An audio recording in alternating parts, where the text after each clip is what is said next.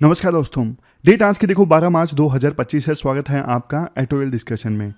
आज देखो 3 issues discuss करेंगे हम। तीनों एग्जाम पर्सपेक्टिव से काफ़ी ज़्यादा इंपॉर्टेंट है। पहला इंपॉर्टेंट आर्टिकल हम डिस्कस करेंगे आज द हिंदू का। देखो डिजीज़ के जो नाम है वो शहरों के, नदियों के, फॉरेस्ट के नाम के ऊपर पड़ जाते हैं, लेकिन इससे क्या नुकसान होता है, ऐसा नहीं होना चाहिए। जैसे स्पेनिश फ्लू, कोविड के दौरान कोरोना वायरस फैला था, उसका नाम चाइना वायरस। अब एक स्किन से रिलेटेड डिजीज फैल रहा है, उसका नाम रख दिया गया है देली बॉयल, तो ये गलत है। ये डिस्कस करेंगे। दूसरा आर्टिकल सी राजा मोहन का है, इंडियन एक्सप्रेस से। मॉरिशस से इंडिया का कनेक्शन सिर्फ देखो एथनिक नहीं है कि 70% लोग वहां पे भारतीय मूल के हैं, नहीं। स्ट्रेटेजिक पार्टनरशिप है मॉरिशस और इंडिया के बीच में। वैसे मॉरिशस से संबंधित एक आर्टिकल हमने परसों डिस्कस किया था, बट आज एक अलग एंगल से है, तो डिस्कस करेंगे। फिर तीसरा आर्टिकल आज हम डिस्कस करेंगे नेपाल से संबंधित। नेपाल में काफ़ी उठापटक चल रही है, वहाँ पे मुनार्की को लाने की डिमांड खड़ी हो गई है। 10,000 लोगों ने रैली की, मुनार्की फिर से वापस लाई जाए, क्योंकि केपीएस ओली जो चाइना समर्थक प्रधानमंत्री हैं, उनका रूल सही नहीं चल रहा है। वहाँ पे इन्फ्लेशन बढ़ गई है, अनएम्प्लॉयमेंट काफ़ी ज़्यादा है, तो ये सिग्निफिकेंट है। देखेंगे नेपाल का पूरा इतिहास और अभी क्या चल रहा है। अभी देखो कोट देख लीजिए डिस्कशन स्टार्ट करने से पहले। कोट क्या है? No man ever steps in the same river twice, for it's not the same river and he is not the same man. सारे कोट्स, पहले भी मैंने आपको बताया, सारे कोट्स मैन के नाम पे हो गए हैं आजकल। पर्सन कर देना चाहिए, थोड़ा जेंडर न्यूट्रल हो जाए। कोट का मतलब क्या है? देखो इस कोट में ना सिंपल भाषा में ये बोला गया है, हर चीज हमेशा बदल रही है और कुछ भी स्टैटिक नहीं है। रिवर भी बदल रही है, आदमी भी बदल रहा है। रिवर को समझो आप, एक रिवर में ना पानी हमेशा फ्लो करता रहता है। जब आप सुबह रिवर में पैर रखते हो तो वो पानी फ्लो हो जाता है। शाम को आप सेम जगह पे आओगे तो वो पानी अब आपको नहीं मिलेगा, वो आगे जा चुका है। सिंपल भाषा में बोलूं, आप देखो गंगा नदी के किनारे पे हो, सुबह जो पानी हरिद्वार में था, शाम को वो पानी फ्लो होकर इलाहाबाद पहुंच जाएगा, नया पानी आ गया है। सेम रिवर दिखती है, बट हर सेकंड जो पानी है वो चेंज हो रहा है। आप इंसान का एग्जाम्पल ले लीजिए, हर इंसान चेंज होता रहता है। इवन देखो फिजियोलॉजिकली भी चेंज होता रहता है, क्योंकि इंसान के अंदर नई सेल्स बनते रहते हैं। और इवन साइकोलॉजिकली वो इंसान चेंज होता रहता है, क्योंकि उसको नई नॉलेज मिल गई है, उसके मन में नए थॉट्स आ गए हैं। समझे? तो कहने का मतलब ये है इस कोट में, हर चीज हमेशा बदल रही है, कुछ भी स्टैटिक नहीं है। Only one thing is permanent in this world, that is change. तो इस वजह से देखो एज ए लीडर आपको फ्लेक्सिबल होना चाहिए। सर्कमस्टांसिस चेंज होते रहते हैं। रिजिड थिंकिंग कभी सक्सेसफुल नहीं होती। वो लीडर्स जो अडेप्ट कर जाते हैं वो सक्सेसफुल हो जाते हैं। इवन पर्सनल ग्रोथ में भी आप अप्लाई कर सकते हो इस कंसेप्ट को। आप कॉन्स्टेंटली इवोल्व कर रहे हो, हर एक्सपीरियंस आपको चेंज करता है। आपका माइंडसेट ग्रोथ वाला होना चाहिए। हालांकि देखो कुछ ऐसे भी फिलोसफर हैं जो इस कोट से एग्री नहीं करते, जैसे प्लेटो हैं। प्लेटो का एक कंसेप्ट था फॉर्म्स वाला, किसी दिन वो भी डिस्कस करेंगे, बड़ा कंसेप्ट है। और बस यही है, कुछ जो फिलोसफर है ये मानते हैं कि देखो ये आइडिया जो है वो चेंज नहीं होता है, और बेसिक ऊपर की अपीयरेंस जो है वो चेंज हो जाती है, बट आइडिया जो है वो परमानेंट है, वो हमेशा रहता है। जैसे नेशनलिज्म है, हमसे पहले भी लोग थे, वो भी नेशनलिस्ट थे, आज भी लोग नेशनलिस्ट हैं। नेशनलिज्म का जो आइडिया है वो तो बरकरार है ना हमेशा। तो आपको क्या लगता है, आप बता सकते हो।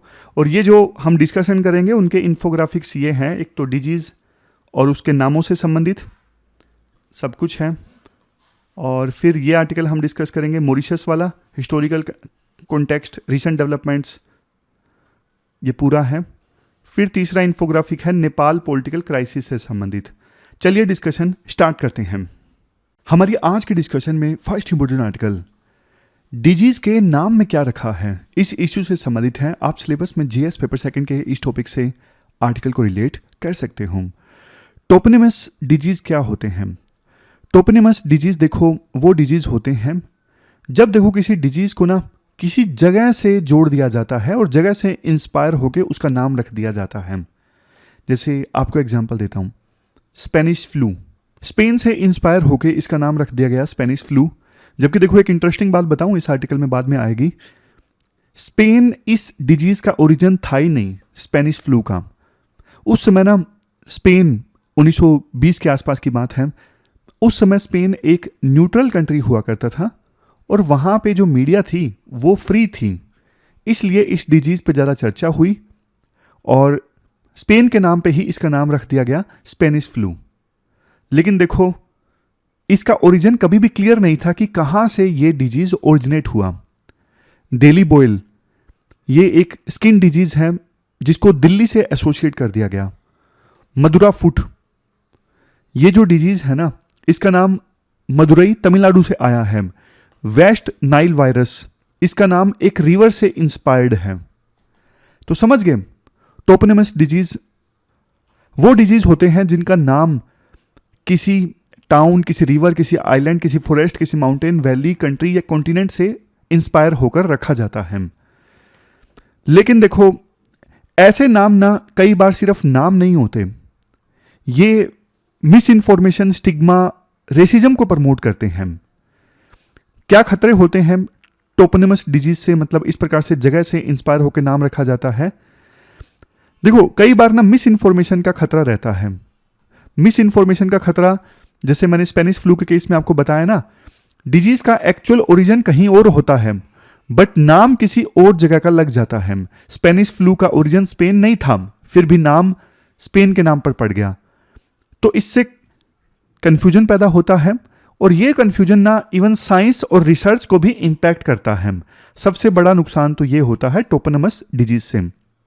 दूसरा, जैसे मैंने आपको बताया, स्टिग्मा एंड डिस्क्रिमिनेशन हो जाता है। फिर अब जैसे किसी भी कंट्री या रीजन का नाम एक डिजीज के नाम से जुड़ना, तो उस जगह के लोगों के लिए ना एक प्रकार से स्टिग्मा जैसा ये हो जाता है। फॉर एग्जाम्पल दिल्ली बॉयल, तो दिल्ली के लोगों के लिए ये सही नहीं है। वो विदेश में जाएंगे तो पूछेंगे लोग, आप कहाँ के रहने वाले हो? दिल्ली के रहने वाले हैं। तो वो सोचेंगे, अरे यार वहाँ का तो एक डिजीज फेमस है, तो जो ये दिल्ली से आए हैं इनमें भी ये डिजीज हो सकता है, दिल्ली बॉयल। तो स्टिग्मा अटैच हो जाता है जगह के नाम से डिजीज के नाम को जोड़ने से। जिस जगह से डिजीज को जोड़ा जाता है ना, फिर उस जगह के लोगों से बाकी जो लोग हैं नफरत करने लगते हैं। जैसे मंकी पॉक्स है, पहले नाम मंकी पॉक्स था, तो मंकीज को लोग अलग दृष्टिकोण से देखने लगे। मंकियों के अगेंस्ट भी, बंदरों के अगेंस्ट भी एक प्रकार से डिस्क्रिमिनेशन, बायसनेस बढ़ने लगी। तो इस वजह से WHO ने नाम बदल के एमपोक्स कर दिया, मंकी पॉक्स हटा के एमपोक्स कर दिया। इवन कोविड-19 की जब महामारी आई, तो देखो जो कोरोना वायरस था ना, उसको चाइना वायरस बोला गया और काफी डिबेट भी हुई। कुछ लोगों ने बोला कि चाइना से ओरिजिनेट हुआ है तो चाइना वायरस बोलने में क्या बुराई है। लेकिन चाइना वायरस बोलने से ना चाइना के लोगों के अगेंस्ट डिस्क्रिमिनेशन बढ़ने लगा वर्ल्ड में। और कई बार ना एक डिजीज का जो नाम है ना, इसे पॉलिटिकल वेपन के तौर पे भी इस्तेमाल किया जाता है। जैसे यूएस में ट्रंप ने बोला था, किसने बोला था? China virus. तो पॉलिटिकल वेपन के तौर पे यूज किया गया चाइना वायरस को। एक और एग्जांपल ले लीजिए जीका वायरस का। जीका वायरस का नाम जीका वायरस क्यों पड़ा? जीका देखो एक फॉरेस्ट का नाम है युगांडा में, वहां पे इस वायरस का केस मिला था, तो उसी फॉरेस्ट के नाम पर वायरस का नाम पड़ गया जीका वायरस। समझ गए? वैसे देखो 2015 में ना WHO की गाइडलाइंस आई थी, क्लियर गाइडलाइंस आई थी कि वायरस, बैक्टीरिया वगैरह के ऐसे नाम अवॉइड करने चाहिए जो किसी शहर, किसी नदी, किसी फॉरेस्ट के ऊपर हों। ऐसे नाम अवॉइड करने चाहिए क्योंकि इससे स्टिग्मा पैदा होता है, डिस्क्रिमिनेशन पैदा होता है। यही डिस्क्रिमिनेशन देखो अभी इंडिया के साथ भी हो रहा है। इंडिया का केस क्या है? एक नया फंगस मिला, फंगस का साइंटिफिक नेम ये है, ये देखो थोड़ा मुश्किल सा नाम है, आप देख लीजिए। एक फंगस मिला जिसका साइंटिफिक नेम ये है। अब ये फंगस ना स्किन इन्फेक्शन क्रिएट करता है। प्रॉब्लम क्या है? इसको ना इंडिया से जोड़ दिया गया, इंडिया से एसोसिएट कर दिया गया, जबकि इसका ओरिजिन क्लियर नहीं है। ये फंगस कहां से ओरिजिनेट हुआ क्या? जो जापानीज डर्मेटोलॉजिस्ट है ना, उन्होंने इस फंगस का नाम रखा क्योंकि उन्होंने पहली बार इंडियन और नेपाली पेशेंट्स में ये फंगस देखा, तो जापानीज डर्मेटोलॉजिस्ट को ये लगा कि ये इंडिया से ही ओरिजिनेट हुआ है, तो इसलिए इस फंगस का नाम डेली बॉयल रख दिया गया, जो कि देखो गलत है। ये हमारे देश को, दिल्ली को अनफेयरली टारगेट करता है, जबकि ये फंगस 40 प्लस कंट्रीज में मिल चुका है ऑलरेडी। इवन एक्सपर्ट्स का ये कहना है, WHO की 2015 की जो गाइडलाइंस है ना, किसी पैथोजन को आप किसी शहर से, देश से जोड़ के नहीं उसका नाम रख सकते, लेकिन फिर भी इसका नाम दिल्ली से जोड़ के रख दिया गया, डेली फंगस, डेली बॉयल। समझ गए? तो हमारे देश में एक्सपर्ट्स की मांग ये है कि इसका जो नाम है वो चेंज किया जाए। डेली के नाम पे ये डेली बॉयल डिजीज नाम रख दिया गया ना फंगस के नाम पे, तो ये चेंज होना चाहिए। पास्ट में देखो हिस्ट्री रही है, कुछ डिजीज के नाम चेंज किए गए हैं, जैसे मंकी पॉक्स का नाम चेंज करके एम पॉक्स किया गया, वो तो हम सबको पता है। इसके अलावा भी एक डिजीज का नाम था राइटर सिंड्रोम। पहले जर्मन डॉक्टर हंस राइटर के नाम पे ये नाम रखा गया था, राइटर सिंड्रोम। बट देखो बाद में ये पता लगा ये जो डॉक्टर थे ना, ये तो नाजी आइडियोलॉजी को सपोर्ट करते थे हिटलर के समय, और काफ़ी अनएथिकल मेडिकल एक्सपेरिमेंट्स में ये इन्वॉल्व थे। तो इस वजह से राइटर सिंड्रोम नाम जो था वो चेंज कर दिया गया। आज के समय में उस डिजीज का नाम है रिएक्टिव अर्थराइटिस। तो नाम चेंज किए जा सकते हैं। करना क्या चाहिए?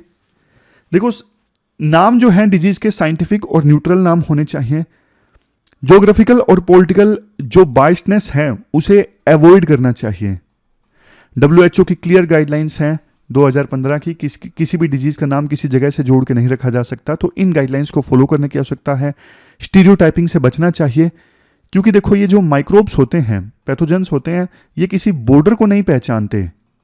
सही इंफॉर्मेशन स्प्रेड करना इंपॉर्टेंट है ताकि साइंटिफिक अवेयरनेस भी बढ़े। कंक्लूजन में हम ये कह सकते हैं, देखो हम ग्लोबल कम्युनिटी हैं,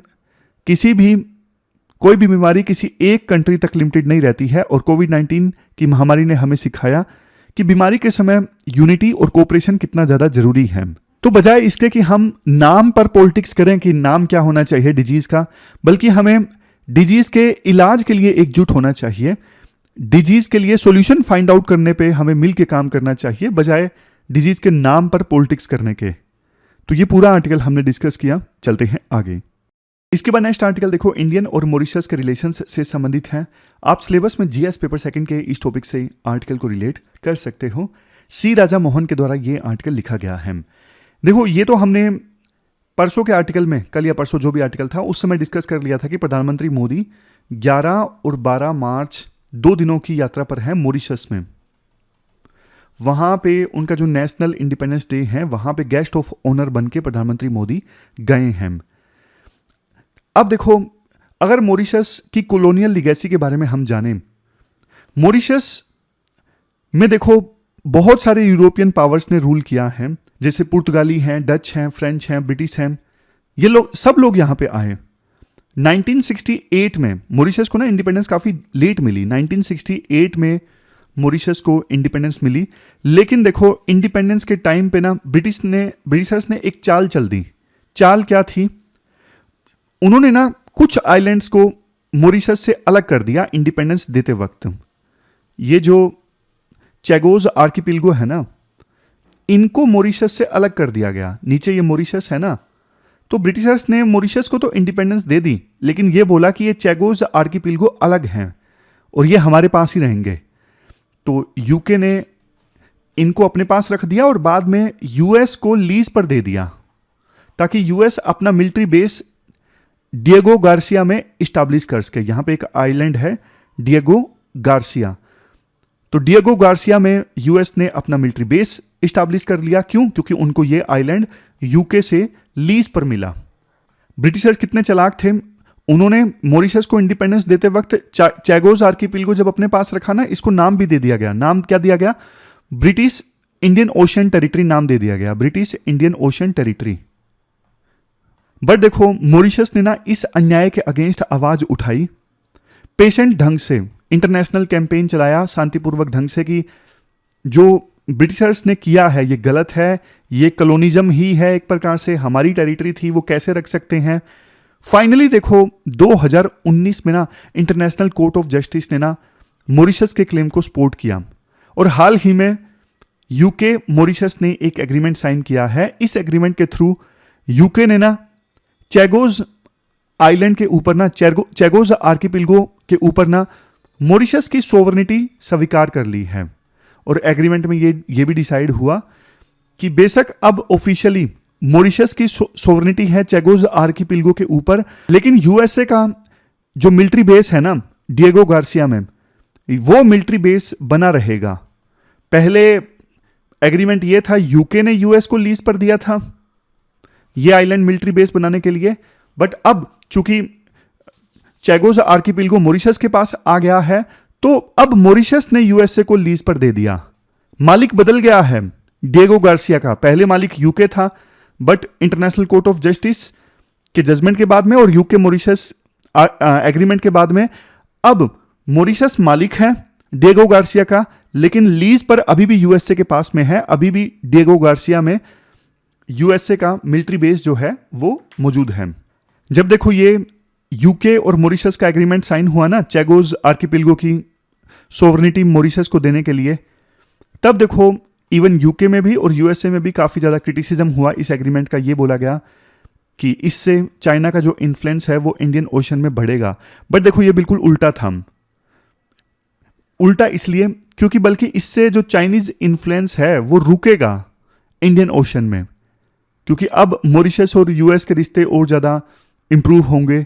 इवन इंडिया ने भी इस एग्रीमेंट को स्ट्रेटेजिकली सपोर्ट किया था। प्रधानमंत्री मोदी ने मॉरिशस का जो स्ट्रगल था चैगोज आर्किपिलगो के ऊपर अपनी सोवरेनिटी हासिल करने में, तो इंडिया ने मॉरिशस को सपोर्ट किया था इस पूरे केस में। अब मॉरिशस ने ना 99 सालों के लिए डिएगो गार्सिया आइलैंड को ना लीज पर दे दिया है यूएसए को 99 ईयर्स के लिए। वैसे तो देखो जैसे हमने 2 दिन पहले भी आर्टिकल में डिस्कस किया था, यहां पे ना मॉरिशस में 70% जो पॉपुलेशन है ना वो इंडियन ओरिजिन की है, बट राइटर ये बोलते हैं एथनिक कनेक्शन से ज्यादा देखो इंडिया का फोकस ना यहां पे स्ट्रेटेजिक इंटरेस्ट पर है। मोदी जी ने ना 2015 में सागर इनिशिएटिव लॉन्च किया था। सागर इनिशिएटिव मतलब security and growth for all in the region. Sagar initiative का जिक्र जरूर कीजिएगा आंसर में, security and growth for all in region. Sagar initiative का फोकस था इंडियन ओशन रीजन में डेवलपमेंट लेके आना। इवन मॉरिशस का एक आइलैंड है अगालिगा। अगालिगा आइलैंड में लॉजिस्टिक इंफ्रास्ट्रक्चर इंडिया ने डेवलप किया है, और ये जो इंफ्रास्ट्रक्चर है ये देखो इंडिया और मॉरिशस के बीच में मैरीटाइम सिक्योरिटी में कोऑपरेशन को जो है वो और ज्यादा इंक्रीज करता है। कौन सा आइलैंड? अगालिगा। ये नाम है, दिखा भी देता हूं, अगालिगा। ये देखो यहां पर। अब देखो एक राइटर ना इंपॉर्टेंट बात बताते हैं। मॉरिशस की इंपॉर्टेंस पहले ना बहुत ज्यादा थी। पहले देखो मॉरिशस की इंपॉर्टेंस काफी ज्यादा हुआ करती थी। जब तक देखो स्वेज कैनल का निर्माण नहीं हुआ था ना, तब तक यूरोप से इंडिया में सामान यहां से आता था, साउथ अफ्रीका से घूम के। तो घूम के सामान आता था तो यहां पे मॉरिशस पड़ता था। तो मॉरिशस एक इंपॉर्टेंट स्टे हुआ करता था, एक इंपॉर्टेंट हब हुआ करता था उस समय। लेकिन जैसे ही स्वेज कैनल ओपन हुई तो माल फिर यहां से जाना लगा, स्वेज कैनल से होके, तो मॉरिशस की इंपॉर्टेंस थोड़ी कम हो गई। लेकिन बाद में देखो जब कोल्ड वार स्टार्ट हुआ ना, 2 वर्ल्ड वार हुए, उसके बाद कोल्ड वार स्टार्ट हुआ, तो फिर सोवियत यूनियन और यूएसए के बीच में एक रेस चल रही थी वर्ल्ड के अलग अलग जगहों पर मिलिट्री बेस इस्टाब्लिश करने की, ताकि लड़ाई होने की सूरत पे अलग अलग ढंग से घेरा जा सके। तो फिर देखो मॉरिशस की लोकेशन उस समय काफ़ी ज़्यादा इंपॉर्टेंट थी, क्योंकि मॉरिशस इंडियन ओशन के एक इंपॉर्टेंट रूट पर पड़ता था। मॉरिशस की इंपॉर्टेंट ज़्यादा थी, खास करके डिएगो गार्सिया आइलैंड। इस वजह से तो यूके ने दिया नहीं चैगोज आर्किपिलगो वापस मॉरिशस को, और यूएसए को डिएगो गार्सिया आइलैंड लीज पर दे दिया गया। तो फिर देखो कोल्ड वार भी समाप्त हो गया। बट अब देखो यूएसए को खतरा है चाइना से। चाइना इंडियन ओशन रीजन में अपनी एक्टिविटीज जो है वो इंक्रीज करता जा रहा है। चाइना की जो प्रेजेंस है ना आज के समय में इंडियन ओशन रीजन में टेंशंस क्रिएट कर रही है। चाइना देखो अफ्रीका और मिडिल ईस्ट के रिसोर्सेज पे आज के समय में डिपेंडेंट है। चाइना की जो नेवी है PLA, ये देखो इंडियन ओशन में अपना प्रेजेंस बढ़ाना चाहती है। चाइना ने इवन जिबूती पे अपना पहला फॉरेन मिलिट्री बेस इस्टेब्लिश किया है। यहाँ पे जिबूती है, मैं हाईलाइट कर देता हूँ। यहाँ पे जो जिबूती है ना, वहाँ पे चाइना ने अपना पहला मिलिट्री बेस इस्टेब्लिश किया है। चाइना ने मॉरिशस और दूसरे आइलैंड्स को रिझाना स्टार्ट कर दिया, इन्फ्लुएंस करना स्टार्ट कर दिया है, ताकि वो चाइना के पाले में आ जाएं, चाइना के ग्रुप में आ जाएं। चाइना ने देखो इंडियन ओशन में जो आइलैंड्स हैं ना, उनके ऊपर 2 कॉन्फ्रेंसेस आयोजित की हैं। और वैसे देखो यहाँ पर सिर्फ चाइना, US, इंडिया ये प्लेयर एक्टिव नहीं है, बल्कि दूसरे प्लेयर्स भी एक्टिव हैं, जैसे Russia, Iran, Turkey, gulf countries, Europe, ये सारे जो देश हैं ना, वो भी एक्टिव हैं इंडियन ओशन रीजन में। इसके बाद राइटर बोलते हैं देखो मॉरिशस सिर्फ एक ऐसा नहीं कि स्ट्रेटेजिक हब है, लोकेशन इंपॉर्टेंट है, मॉरिशस एक इकोनॉमिक हब भी है। 19th सेंचुरी में मॉरिशस इंडियन ओशन ट्रेड का एक इंपॉर्टेंट नोड हुआ करता था। कैपिटल और लेबर मूवमेंट में ये सेंट्रल रोल उस समय प्ले किया करता था। शुगर प्लांटेशंस यहाँ की मेन इंडस्ट्री थी। लेकिन देखो पोस्ट कॉलोनियल पीरियड में ना मॉरिशस ने अपने आप को ट्रांसफॉर्म किया है। आज के समय में मॉरिशस एक फाइनेंशियल हब बन गया है। यहाँ पर क्या बन गया है? Financial hub. Africa, middle east और एशिया के बीच में ये एक ब्रिज का काम करता है। मॉरिशस की जो इकोनॉमिक स्ट्रेटेजी है ना, काफी ज्यादा प्राग्मेटिक है। फाइनेंशियल हब है और टूरिस्ट कंट्री है। इंडिया के साथ मॉरिशस की स्ट्रेटेजी कैसी है? देखो इंडिया ने ना मॉरिशस को रिलायबल पार्टनर के तौर पे हमेशा सपोर्ट किया है। इंडिया सिर्फ एथनिक कनेक्शन पे इंडिया ने डिपेंड नहीं किया कि हाँ हमारे एथनिक कनेक्शन है इसलिए हम मॉरिशस को सपोर्ट करते हैं। नहीं, इंडिया ने मॉरिशस के साथ में स्ट्रेटेजिक पार्टनरशिप भी डेवलप की है। इंडिया ने मॉरिशस की सोवरेनिटी को मजबूत करने में बहुत मदद की है। और प्रधानमंत्री मोदी की जो ये विजिट है ना मॉरिशस में, ये उसी पार्टनरशिप को आगे बढ़ाने का एक स्टेप है। लास्ट में श्री राजा मोहन ये बोलते हैं देखो चाहे हम कहाँ भी चले जाएं, आज 21वीं सेंचुरी आ गई, बट आज भी जियो स्ट्रेटेजिक जो पोजीशन है ना, लोकेशन है ना, वो बहुत इंपॉर्टेंट है IR में, ग्लोबल पॉलिटिक्स में। और इसका सबसे बढ़िया एग्जांपल है मॉरिशस। तो ये पूरा आर्टिकल हमने डिस्कस किया, चलते हैं आगे। इसके बाद नेक्स्ट आर्टिकल देखो नेपाल से संबंधित है, IR का आर्टिकल है। नेपाल में आज के समय में काफी उठापटक चल रही है और नेपाल में मोनार्की लाने की फिर से कोशिश हो रही है। और इसमें योगी आदित्यनाथ का क्या रोल है? पहले देखो योगी आदित्यनाथ तो बाद की बात है, वो तो UPSC पूछेगी भी नहीं, लेकिन नेपाल में क्या कुछ चल रहा है वो हमारे लिए इंपॉर्टेंट है। तो मैं आपको बता देता हूं पूरे बैकग्राउंड के साथ में नेपाल का इश्यू। देखो नेपाल को ना शिफ्टिंग लॉयल्टीज वाला देश माना जाता है। कभी यहाँ पे फ्यूडलिज्म के लिए लोगों का सपोर्ट देखने को मिलता है, कभी मोनार्की के लिए, कभी डेमोक्रेसी के लिए। तो अलग अलग टाइप के गवर्नमेंट सिस्टम में नेपाल जो है वो झूलता रहा है। लेकिन यहां पे ना 2001 में बड़ा हादसा हुआ जिसकी वजह से मोनार्की कमजोर हो गई। हादसा क्या था वो भी अभी मैं आपको बताऊंगा, लेकिन बात यह है आप समझिए 2001 में यहां पे एक बड़ा हादसा हुआ था जिसकी वजह से मोनार्की यहां पे कमजोर हो गई। बट अब हजारों लोग ऐसे हैं जो मोनार्की को यानी राजा के रूल को फिर से चाहते हैं। पिछले 2 साल में ना नेपाल में काफी सारी रैलियां हुई हैं और रैलियों में एक नारा लगाया जा रहा है कि राजशाही को वापस लाओ, राजा के रूल को वापस लाओ। लेकिन देखो संडे को ना सिचुएशन नेपाल में बिगड़ गई। नेपाल के राजा ज्ञानेंद्र शाह वो देखो पश्चिमी नेपाल का दौरा करके वापस काठमांडू लौटे ना, तो वहां पे ना 10,000 समर्थकों ने उनका स्वागत किया और बहुत एग्रेसिवली नारे लगाए गए। हम राजशाही यानी मोनार्की फिर से चाहते हैं, राजमहल खाली करो, राजा वापस आओ, देश को बचाओ। भीड़ में ना RPP के सदस्य भी थे। RPP मतलब रिया प्रजातंत्र पार्टी, ये राजा की अलाई पार्टी है और इस पार्टी की स्थापना ना 1990 के दशक में हुई थी और ये लोग राजा के समर्थक हैं। ये लंबे समय से नेपाल में राजशाही यानी मोनार्की को वापस लाने की मांग कर रहे हैं। क्यों कर रहे हैं? देखो लोगों का यह कहना है अभी ना KPS ओली की सरकार है जो प्रो चाइना है। अब KPS ओली की सरकार में ना देश में इंस्टेबिलिटी बढ़ी है, इन्फ्लेशन बढ़ा है, बेरोजगारी बढ़ी है, शिक्षा और स्वास्थ्य जैसी जो बेसिक सुविधाएं हैं उनका अभाव है, गरीब लोग भूख से मर रहे हैं, कानून सिर्फ आम लोगों पे लागू होता है, पॉलिटिशियंस पे कानून का कोई असर नहीं होता। इस वजह से घर घर में आज के समय में राजशाही यानी मोनार्की लाने की जो जागरूकता है वो बढ़ रही है। अब मैं आपको थोड़ा सा बैकग्राउंड बताता हूं, थोड़ा सा इतिहास बताता हूं। अभी क्या हो रहा है वो तो मैंने आपको बता दिया। देखो 2001 में ना राजा बीरेंद्र, ध्यान से सुनिएगा, मैं एक खाली वो ले लेता हूं पेज, ये खाली पेज मैंने ले लिया। 2001 में क्या थे, राजा बीरेंद्र, किंग बीरेंद्र, ये मोनार्की के प्रतीक थे। अब जो ये किंग बीरेंद्र थे ना, ये चाहते थे कि डेमोक्रेसी नेपाल में आ जाए, बट किंग बीरेंद्र के जो परिवार के लोग थे ना, वो इनकी इस मांग से सहमत नहीं थे कि डेमोक्रेसी नेपाल में आनी चाहिए। तो ना 2001 की ये बात है, किंग बीरेंद्र के जो बेटे थे ना, क्राउन प्रिंस दीपेंद्र, जिनके हाथ में सत्ता आती किंग बीरेंद्र की डेथ के बाद में, इनके बेटे क्राउन प्रिंस दीपेंद्र, इन्होंने ना अपने परिवार के 8 सदस्यों को गोली मार दी और बाद में खुद को भी गोली मार दी। बहुत बुरा हादसा हुआ था नेपाल में। और बाद में ये क्राउन प्रिंस जो थे ये चले गए कोमा में।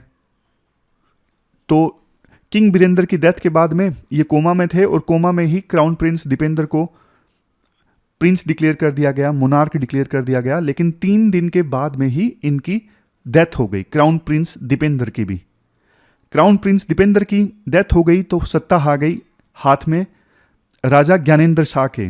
राजा ज्ञानेंद्र शाह किंग बीरेंद्र के भाई थे, किंग ज्ञानेंद्र, ये राजा बीरेंद्र के भाई थे। राजा बीरेंद्र की हत्या कर दी गई क्राउन प्रिंस दीपेंद्र के द्वारा और बाद में इन्होंने खुद को भी गोली मार दी। तो सत्ता हाथ में आ गई किंग बीरेंद्र के भाई किंग ज्ञानेंद्र के हाथ में। अब देखो हुआ क्या, 2005 तक तो ना नेपाल में जो मोनार्की थी ना वो कॉन्स्टिट्यूशनल मोनार्की थी। कॉन्स्टिट्यूशनल मोनार्की मतलब संविधान में किंग को जगह दी गई थी। जैसे इंग्लैंड में है क्वीन एलिजाबेथ, जो अभी भी है ना, उनका प्रोविजन, अभी तो उनकी डेथ हो गई, तो राजा हैं वहाँ पे, प्रिंस हेनरी जो भी हैं। तो मतलब वैसा ही कॉन्स्टिट्यूशनल मोनार्की का सिस्टम नेपाल में था। बट ये जो राजा ज्ञानेंद्र थे ना, इनकी अलग योजनाएं थे, ये लालची थे। इन्होंने ना नेपाल की पार्लियामेंट को कर दिया बर्खास्त, राजनेताओं को और पत्रकारों को जेल में डाल दिया, वहाँ पे इमरजेंसी डिक्लेयर कर दी और सारी जो सत्ता थी, सारी जो पावर थी वो अपने हाथ में ले ली। इस पर जनता ने काफ़ी विरोध किया, हजारों लोगों ने इस्तीफे की मांग की, प्रेशर डाला कि ज्ञानेंद्र राजा जो हैं वो अपनी सत्ता छोड़ें। तो पब्लिक के दबाव के चलते 2006 में ना किंग ज्ञानेंद्र को सत्ता छोड़नी पड़ी और 2 साल बाद 2008 में राजशाही को यानी मोनार्की को पूरी तरह से समाप्त कर दिया गया। पहले थोड़ा बहुत कॉन्स्टिट्यूशनल मोनार्की तो थी, लेकिन अब उसको भी समाप्त कर दिया गया 2008 में। अब तब तक राजा एक आम आदमी की तरह रह रहे थे, पब्लिक में कभी कभी दिखते, बहुत रेयर। लेकिन देखो अब फिर से किंग ज्ञानेंद्र जो हैं वो नेपाल की सत्ता पर कब्जा करना चाहते हैं। 2008 में नेपाल एक डेमोक्रेटिक रिपब्लिक कंट्री बन गया था। तब से अब तक नेपाल ने ना ऑलमोस्ट 14 के आसपास सरकारें देख ली हैं। 17 सालों में 14 सरकारें, बहुत ज़्यादा हैं। नेपाल में प्रधानमंत्री आते जाते रहते हैं, गठबंधन टूटते बनते रहते हैं। हर सरकार पिछली सरकार से ज़्यादा असक्षम दिखाई देती है। इसलिए नेपाल में ना काफ़ी ज़्यादा इंस्टेबिलिटी हो गई है। जैसा मैंने बताया शुरुआत में, इन्फ्लेशन ज़्यादा है, करप्शन ज़्यादा है, एम्प्लॉयमेंट रेट बहुत कम है, अनएम्प्लॉयमेंट रेट ज़्यादा है। और तो ये सारी सिचुएशन है, इस वजह से लोग ना काफ़ी दुखी हो गए हैं। बात ये है, तो राजा मोनार्की को लाने की मांग वापस चल रही है ना, तो नेपाल की सरकार ने एक संदेश भेजा है किंग ज्ञानेंद्र को कि अगर आप सत्ता में आना चाहते हैं, रूल करना चाहते हैं, तो आप इलेक्शन लड़िए ना। आप बिना इलेक्शन लड़े क्यों सत्ता हासिल करना चाहते हैं? दरअसल बात देखो ये है, नेपाल में डेमोक्रेसी फेल नहीं हुई है। नेपाल में जो पॉलिटिकल लीडर्स है ना वो फेल हो गए हैं। पॉलिटिकल लीडर्स ने कभी नेपाल के बारे में सोचा ही नहीं। नेपाल के लीडर्स जो हैं इंडिया के खिलाफ नफरत फैला के वोट हासिल करते हैं। और देखो ऐसा नहीं कि ज्ञानेंद्र शाह सत्ता में आ गए तो कोई ये दयालु राजा हैं, ये सब कुछ ठीक कर देंगे, ये भी पावर के पीछे ही भाग रहे हैं। तो नेपाल को ना ऐसा नहीं कि मोनार्की चूज करनी चाहिए, नहीं, नेपाल को चाहिए अच्छे लीडर्स, ना कि राजा का रूल। तो ये पूरा बैकग्राउंड मैंने आपको बता दिया। अब बात करते हैं योगी आदित्यनाथ की। अब ज्यादा तो वैसे यूपीएससी पूछे नहीं, पॉलिटिकल पॉइंट है, बस 1 मिनट में जल्दी से बता देता हूं। ये जो रैली हुई थी ना राजा का रूल वापस लाने के लिए, इस रैली में ना एक पोस्टर योगी आदित्यनाथ का भी था। तो इस पर विवाद हो गया। विवाद ये हो गया, नेपाल की सरकार का ये कहना है कि भारत इस पूरी मुहिम को हवा दे रहा है कि मोनार्की वापस आनी चाहिए, अदरवाइज योगी आदित्यनाथ का पोस्टर क्यों है वहां पे। तो बाद में जो ये राजा के समर्थक हैं, इन्होंने क्लैरिफाई किया कि भैया जो किंग का परिवार है ना, राजा का परिवार है, उनके गोरखनाथ मठ से हमेशा से अच्छे रिश्ते रहे हैं। तो इस वजह से किसी ने योगी आदित्यनाथ का पोस्टर वहां पे लहरा दिया, क्योंकि योगी आदित्यनाथ गोरखनाथ जो मठ है उनके प्रमुख हैं। तो इस वजह से वो पोस्टर लहरा दिया गया, अदरवाइज कोई निर्देश नहीं था कि योगी आदित्यनाथ का पोस्टर वहां पे होना चाहिए। तो इसलिए इसको कोई और डायमेंशन ना दी जाए, ये राजा के समर्थकों ने क्लैरिफाई किया। तो ये पूरा इशू हमने समझ लिया, नेपाल में चल क्या रहा है, इस पर यूपीएससी क्वेश्चन पूछ सकती है। अब चलते हैं आगे। अब लास्ट में देख लेते हैं कौन कौन से आर्टिकल्स आज हमने डिस्कस किए।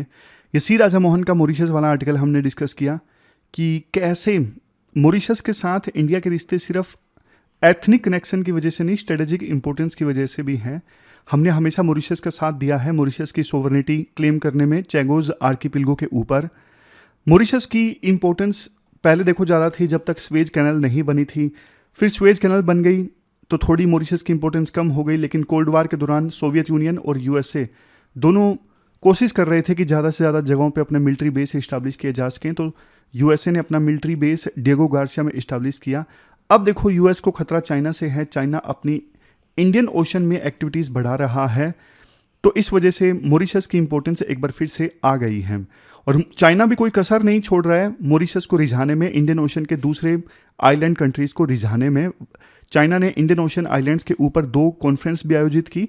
तो इसी वजह से इंडिया भी मॉरिशस के साथ अपने रिश्तों को और मजबूत कर रहा है। इंडिया ने हमेशा से मॉरिशस का साथ दिया। अगल-अलग आइलैंड को इंडिया ने इंफ्रास्ट्रक्चर हब के रूप में डेवलप करने में मदद की। तो ये सारे पॉइंट्स हैं। फिर ये नाम वाला आर्टिकल हमने डिस्कस किया था। एक फंगस रिलेटेड स्किन डिजीज़ है, उसका नाम देली बॉयल रख दिया गया, जो कि गलत है। उसका ओरिजिन दिल्ली है ही नहीं, 40 से ज़्यादा देशों में वो मिल चुका है। और चलो होता भी तो नाम दिल्ली के ऊपर नहीं रखना चाहिए था, क्योंकि WHO की 2015 की गाइडलाइंस हैं साफ तौर पे किसी डिजीज़ का नाम जगह के नाम पे नहीं रख सकते। इससे बायसनेस आती है, डिस्क्रिमिनेशन पैदा होता है, जगह से स्टिग्मा पैदा होता है और ये सारी चीज़ें होती हैं, रेसिज्म भी होता है। पास्ट में WHO ने नाम बदले हैं, जैसे मंकी पॉक्स का नाम चेंज करके एम पॉक्स कर दिया गया। और एक नाम था, क्या था यहाँ पे, ये देखो रीटर सिंड्रोम नाम था, पहले डॉक्टर के नाम पे था, बाद में डॉक्टर के बारे में पता लगा वो तो नाजी एक्सपेरिमेंट्स में शामिल हैं, नाजी आइडियोलॉजी को सपोर्ट करते हैं, तो नाम चेंज करके रख दिया गया रिएक्टिव अर्थराइटिस। तो डेली बॉयल का नाम भी चेंज करना चाहिए और फ्यूचर में जो भी नाम रखे जाएं वो देखो जगह के नाम पे नहीं होने चाहिए या पर्सन के नाम पे नहीं होने चाहिए। इसी पर ये क्वेश्चन भी आपको अटेम्प्ट करना है, practice of naming disease. 15 marks का ये क्वेश्चन है, 250 वर्ड्स में आपको इस क्वेश्चन का आंसर देना है। तो ये थी हमारी आज की डिस्कशन। कल मिलते हैं फिर से एक नई डिस्कशन के साथ। तब तक आप अपना ध्यान रखिए, अच्छे से पढ़िए। Thank you very much for discussion.